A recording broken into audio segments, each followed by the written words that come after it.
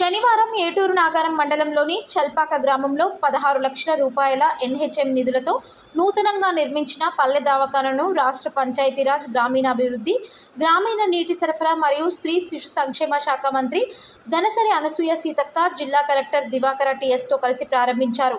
ఈ సందర్భంగా మంత్రి మాట్లాడుతూ ఏజెన్సీ ప్రజలకు వైద్యులు అందుబాటులో ఉండాలని, వర్షాకాల నేపథ్యంలో సీజనల్ వ్యాధులపై అప్రమత్తంగా ఉండాలని, మందుల కొరత లేకుండా చూసుకోవాలని సంబంధిత అధికారులకు సూచించారు. ఈ కార్యక్రమంలో డిఎంహెచ్ఓ అప్పయ్య తదితరులు పాల్గొన్నారు.